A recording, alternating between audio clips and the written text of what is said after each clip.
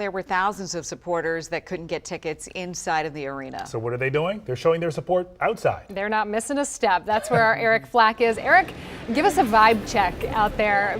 Oh, you got your earmuffs on. How you doing? I'm cold. Thanks for asking. How are you in that warm studio? You good? We're you proud good? of you. You're doing This is. I'll show you the crowd here. We've got a bit of a crowd, and I believe that this is likely where people think they may get a glimpse of the presidential motorcade as it makes its way to Capital One Arena. That is my best guess because we're right here at the corner of H and 6th, and if you're familiar with this area, you know that this is kind of the back entrance to Capital One where all the bands load in. So this would likely be the way that President Trump makes his way to Capital One Arena for that presidential inauguration party a couple hours away where everybody is awaiting him. These are the people who, of course, did not make it inside Capital One, so doing their best to try and get a glimpse of the now president-elect to the White House. Hi, how are you? There are, of course, so many different places where you can buy merch for this presidential inauguration all around Washington, D.C., and especially around Capital One Arena. This is kind of ground zero for all that paraphernalia you're going to go home with for as a memento for this presidential inauguration here in D.C. We ran into a group from Minnesota, and they kind of brought their own special merchandise to DC, and they are leaving a little richer for it. Take a look. We're out walking around yesterday, and we were just like magnets. Everybody wanted to talk to us. Everybody wanted to see what was going on. You know, the jackets. Where'd you get them? Well, then we ended up going to Old Ebb's.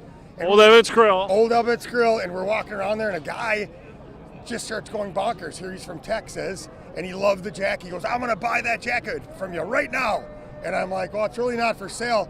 He goes, "How about $2,500? And I'm like, "It's for sale." Yeah. And I had a battery charger in the pocket, took it out, gave it to my wife, took the jacket off, and he counted $2,500 out to me. I took the thing off and said, "Now these guys were telling me, oh, why'd you sell it?" But are you saying you wouldn't have sold it for $2,500? No, one of a kind. Not yesterday, I wouldn't have. Maybe But today? Tomorrow. Maybe tonight or tomorrow. Oh, yeah, and there are those shoes. You didn't sell the Trump shoes. These aren't getting sold. But I had these on, and he kind of looked down, and I'm like, "They're not for sale." So I said, "Nope." I had some borders. I said, You "Nope." had some just limit. the jacket. So a couple of takeaways here. One, the jackets were Levi's jackets that they made custom. So I got to think the overhead on that $2,500 sale was probably like $52.